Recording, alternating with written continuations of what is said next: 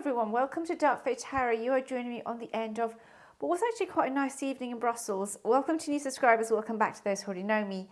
So indeed, I'm a little bit late to the review, but I am still going to do it, and that is Tarot in Wonderland. This is quite a large box. This is a Llewellyn box, guidebook by Barbara Moore, illustrations by Eugene Smith.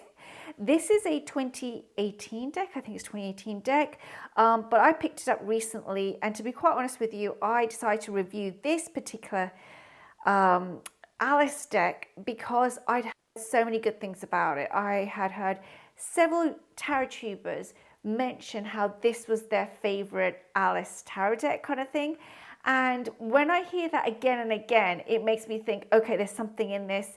I want to get it, I want to try it out. So yes, so this is readily available on Amazon or on the Llewellyn website, whichever is easier for you, or another platform depending on where you live. It retails around, in Europe, it retails around, right now around the €30 mark. But, you know, I have seen it cheaper in places at times. So, you know, it depends on the platform that you're purchasing from. So there you go. So I'm going to be showing you this deck, how I found working with it, and why, why I recommend it basically. So settle down for a great review, hopefully. So it is a 78 card deck. Here's the inside. And before I forget, actually, and before I move anyone further, just to be quite clear, Eugene Smith is actually developing a tarot deck as we speak. It will be known as, I think, the Celestial Unicorn Tarot. So there is a new tarot deck in the pipeline for Llewellyn with illustrations by Eugene Smith. And I think the guidebook is going to be a mixture of two people, including Lisa Robertson. So I'm really excited because I like Lisa Robertson as well. So let's get into the deck. So yeah, it is 78 cards. It is quite big, so I'm kind of like trying to make sure I don't knock the camera when I try and open it. This is the inside of the box. Lovely, this checkerboard, chessboard feel. And this is the big, a very, very chunky guidebook. It's 350 pages, this guidebook. So we're going to have a look at that in a moment. And these are the cards, these are the back of the cards. Now, this is the, oops, I've just shifted the lighting. Hold on a second. Now, this is one of the original, not original, but the original kind of cardstock, I was going to say.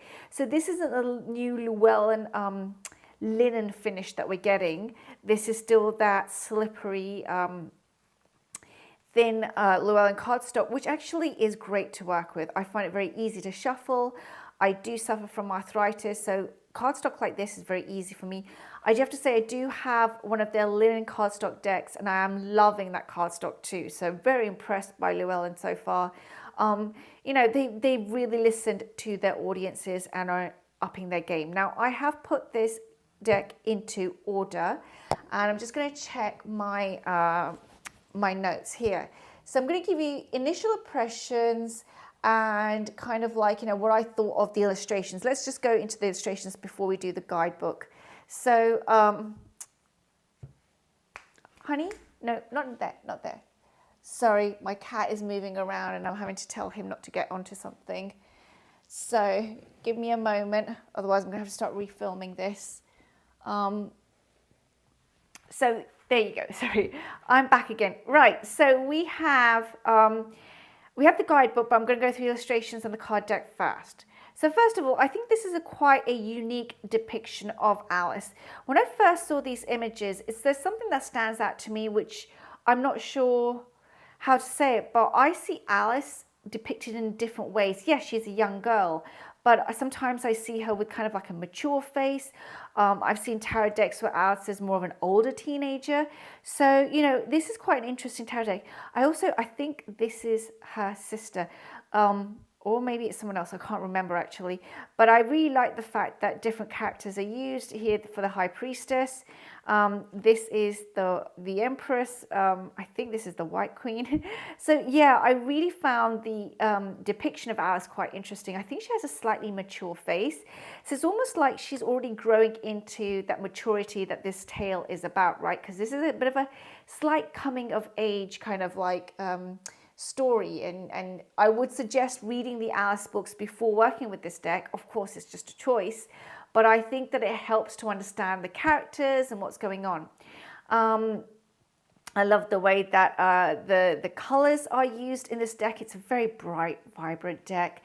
It's perfect for me for like that spring and summer feel, for that picnic feel. The Cheshire Cat. The Cheshire Cat always looks crazy in any depiction, I have to say that. And it's funny because my cat is actually technically a Cheshire Cat. He's black though. But yeah, he's a Cheshire Cat. He's not a tabby. And it's interesting, they're always depicted as kind of like a little bit loony. But yeah, I really like these colors. Sometimes we're in a garden. We have very much a garden feel here, of course, where she's playing croquet with the hedgehog and a flamingo. But then we also have her in the woods. Very, very a beautiful strength card depiction. Stunning. One of my favorite strength cards, I think. So yeah, I really like it. They've made use of, like, you know, her dreams, the knight here. She's here on the Wheel of Fortune, kind of like, you know, running out of time. So I really like how they made such an effort to do these depictions. I love in Justice how here, you know, she's on trial basically, and it's a bit of a you know, it's a Mickey Mouse court basically. So I think that it was just done so well. The Mad Hatter, of course, appears quite a lot.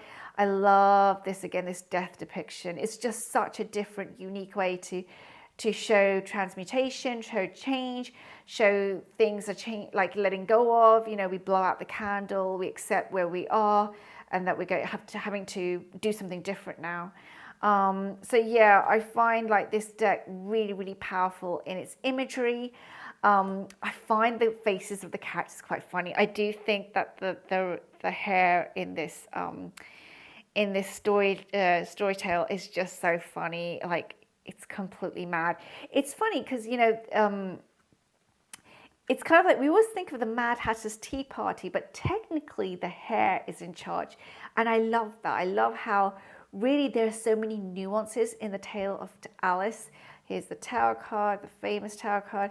So yeah, this is Alice's sister, by the way, as the Star card. And I really love this depiction because the tale behind it, the meaning behind it is that, you know, her older sister, which we never have a name for, wants Alice to retain some of her naivety. She doesn't want her to grow up so fast because it's so precious, our childhood. So yeah, I just really like the fact that this story intertwines some of our more innocent kind of like aspects and then growing up. Of course, here she's been crowned queen. She crowns herself. She's like, that's it. I'm good enough for court. I'm good enough for this place. And I love the fact here that we have, of course, the White Queen and the Red Queen acknowledging that Alice is a queen as well. So I like that. So yeah, just so well done. And of course, you have here Alice as the World card, and we have the checkerboard behind her, which I just love, right? She enters the game again. She goes back to the board. She's on the board again. And of course, here the 4 suits are used. You know, so here we have the pentacles, the swords as the spades, of course our cups is the heart, and our clubs is the wands, you know, so there you go. So loved how this was done.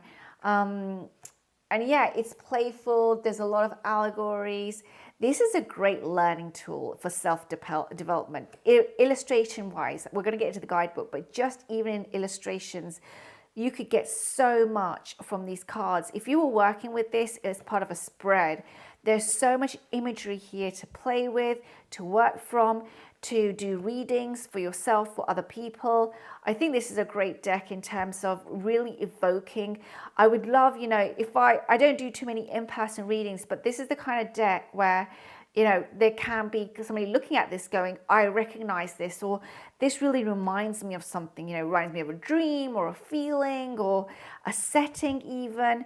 So yeah, I really like this. These are the ones that we're going through. So I think that this deck, what a cute, 10 of Wands, what a cute card here.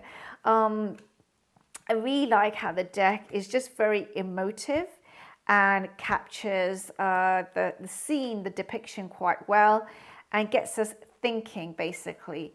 I also like the way that, you know, that the suits do vary quite a bit. So we don't have the same feeling again and again here with the cups. You know, we've got this kind of illusion going on.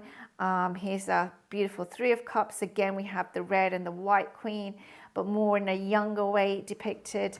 I love this turtle here. I mean, you know, he feels so lost and lonely, and yet behind him, you know, there is help coming through. There's opportunities, but doesn't see it. So, you know, this is the willingness to change. That's what I remember when I pulled this card, you know, and I can suffer from that.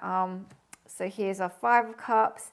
So yeah, I really love this. And look how beautiful this is, right? Like pink elephants flying. She's obviously having a dream and she's remembering, you know, her own innocence kind of thing. I love the way that the Seven of Cups here is depicted and all these different doors, like be careful what we choose, what we open. Bit of a Pandora's box there. I love this card as well, just moving on. Again, we've got the pig coming out of the cup. So yeah, I really like this. The caterpillar again, who's our magician. Now he's our Nine of Cups. So yeah, I just think this is a great deck. Full of joy in places, a lot of learnings, a lot of teachings in each cup. Here's the knight who is forever young, forever in his dreams. Our Queen of Cups, the White Queen, and our King here as well. So yeah, and here comes our sword suit. So this, you know, this is sometimes tough to do, right? Because we're in a kid's story to do something like the swords. But again, you know, we've got her nightmares happening. I loved of cards depiction. I mean, what a fantastic, like that cake falling to pieces. I've had such a journey so far this year with the Three of Swords because it's my stalker card this year. So already like 5 months in, and I'm like, yeah, okay, I see you. So yeah, here's our Four of Swords, our sleeping knight. Here's our Five. I mean, she looks pretty brutal, off with their heads, you know. And here is Alice kind of like making an escape with that sheep. Here's our Seven of Swords. Yeah, I just really like how even the darker suits, even the more difficult suits have been done very, very well. And of course, here's our hare having a nightmare. So yeah, this is Humpty having fallen off the wall. Page of Swords. Here's our knight. Again, very well done. Our Queen of Swords is this depiction of the Red Queen. Love that.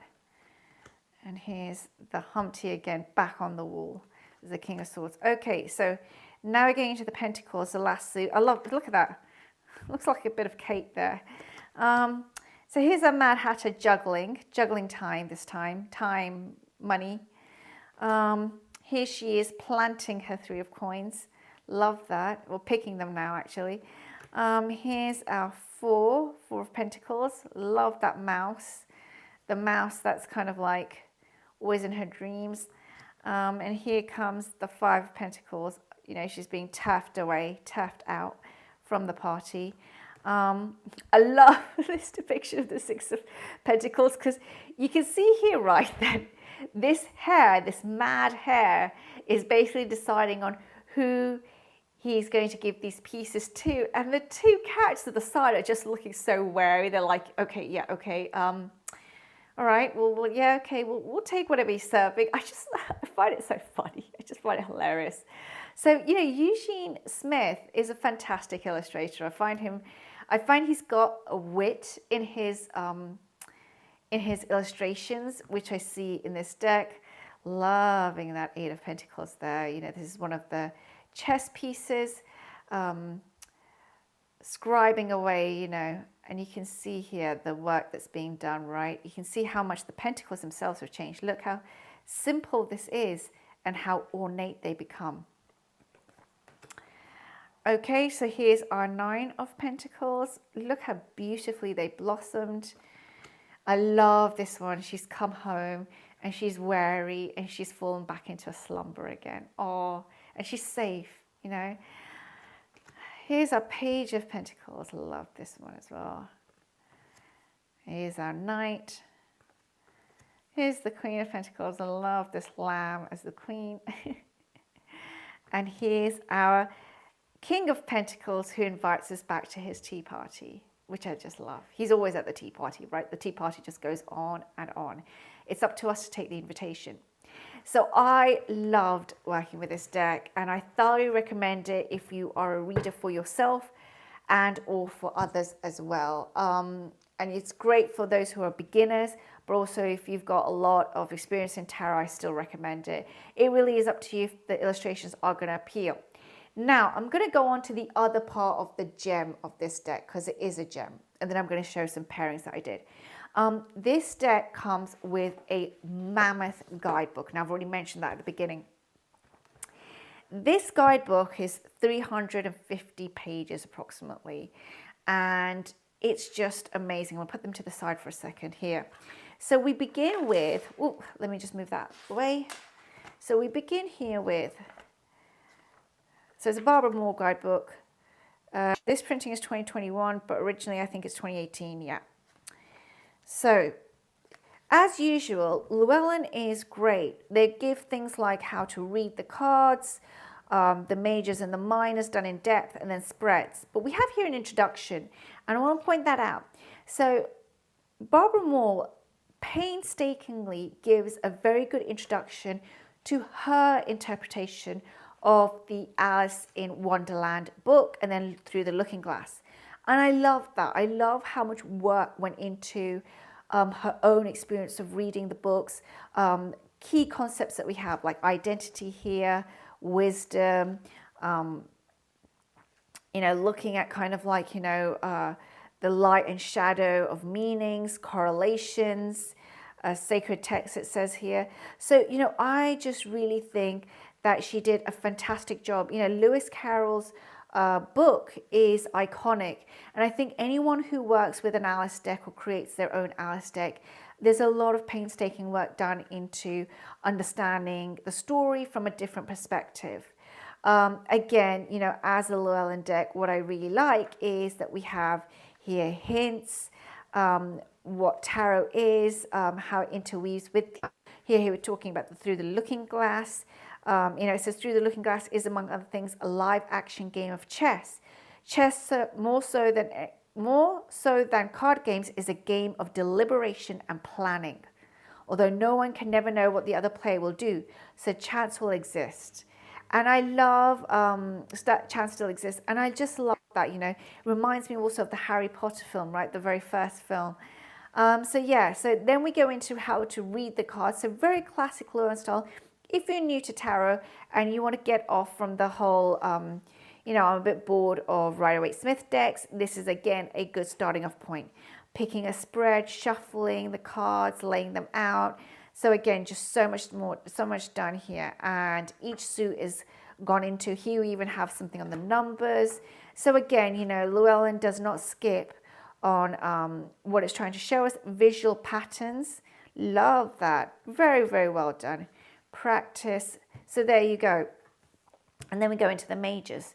So I'm not going to read too much of the guidebook because it is quite extensive. But for the majors here, what we have here is we'll have the Fool through the looking glass is what's referred to in this particular depiction to the second book. And then down the rabbit hole. So this is really about the key part, the key meat of what the interpretation is. And then we have keywords.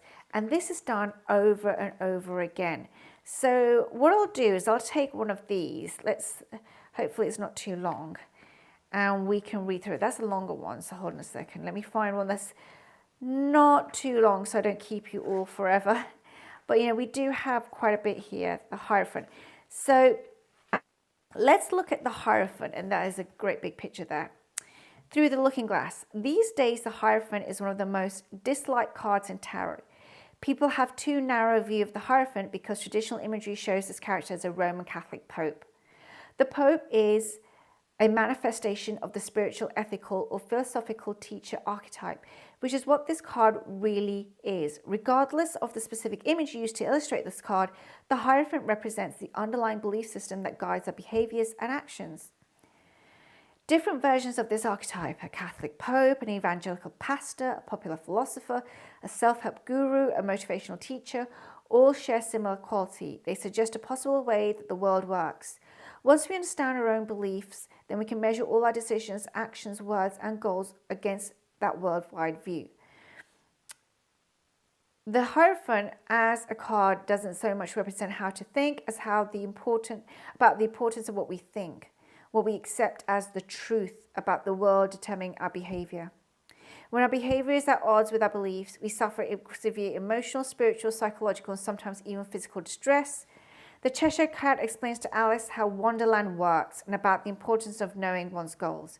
Some of the most famous lines, then there are so many, from Alice's stories are, "But I don't want to go among mad people," Alice remarked.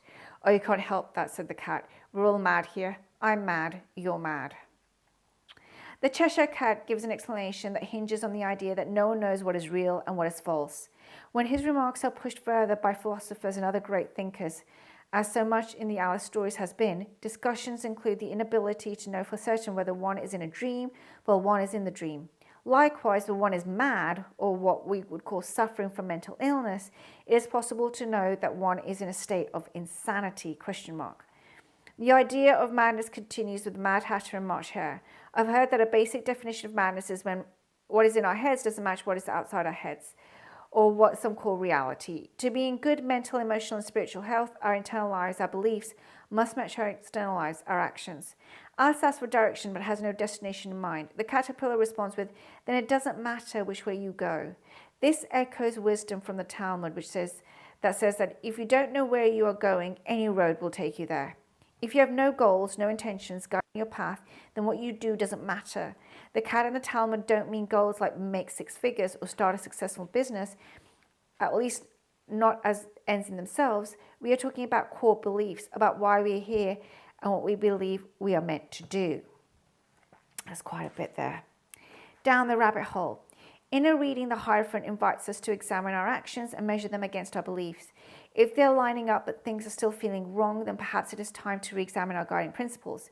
If there is a gap between the ways in which we behave and what we claim to believe, then it is time to tighten up that space and start being the people that we aspire to be. When we are confused about which path to take or which way to go, we often turn to the cards for guidance. This card says that you need no outside advice, but instead to do what is in your heart of hearts you know to be the right thing. So keywords here: education, teaching, learning, knowledge, conformity, tradition, institutions, group, identity, values, guidance, orthodoxy, rights, blessings, status quo, and social conventions. What a meaty reading. That took me about 6 minutes to read, but you can tell now that this has a lot in each of them. What I would suggest you do is, if you're interested in this book, just, really sit with it for at least a month, which is what I did. I worked with this month. For the minors, there's slightly less, but still you get quite a bit. Like for the 9 of Cups here, you still get a good 2 solid pages, and of course keywords as well. So interpretation, the book, down the rabbit hole, and keywords. I just think that this has been done so well. And then of course, when we go to the back, here we will also have spreads, which is just always wonderful, right? So there we go. That's an idea of the guidebook. I'm now going to go into pairings, but just to sum it up, the energy of this deck I find is playful, fun, spirited. There's just, again, a lot of self-development lessons, and it's just a great tool. So there you go. Let's get into the pairings. So one of the decks that I did pair it with is one of my more recent decks, which is the Alice in Wonderland deck by Paolo Barberi. And this Oracle deck, I did a walkthrough of it, so I'm going to link that. And I also did a reading from the guidebook. So you can, if you want to have more in depth, you can do that there. But I did put them together, and I did love how they work together. There was something very magical. These are the backs of that card. There was something very magical about, them going together. I just really found it a great pairing. The messages resonated. A lot of ways of thinking about things, came together, and I think that also visually these two paired magically. So here we have the Hierophant, and here we have Splendidly Dressed Rabbit. So here we're talking about, again, tradition. Here we're talking about this rabbit that turns up to everything. Here the little mouse making its journey, and here we have the Lover's card and choices. So I really, really enjoyed that. Justice and a queer looking party. and here Bill the Lizard, and here the Two of Wands. So that was it working with the Alice in Wonderland Oracle. The other deck that I paired it with is the Wonderland Oracle by Lucy Cavendish and artwork by Jasmine Beckett Griffith. So this deck is a Blue Angel deck. So the cards are quite big, but I did love it. So here are the images again. So here's the Three of Wands, and here is all in a golden afternoon. Or again, I wonder what will happen next, and here's the Four of Wands. So again, I really, really enjoyed these depictions and how the messages resonated, how they came together. I am going to try and have a walkthrough of this deck put up and link it to this at some point. And here we have it with a moment's regret, and here the King of Cups, growing up, and the Ace of Wands. So again, you can see here that they really, I do think, work well together. So there you go. That is my pairing with the Alice in Wonderland Oracle. I also have lots of images on my Instagram, which you can feel free to check out. I would definitely recommend this deck. I think it's just such a great deck. Again and again, I keep saying that, but because I really mean it. And I think for anybody who wants to work with this Alice theme, I would 100% recommend checking it out. So thank you for watching this video with me. Thank you for staying this far. I wish you all a wonderful week wherever you are, and I will speak to you soon. Take care now.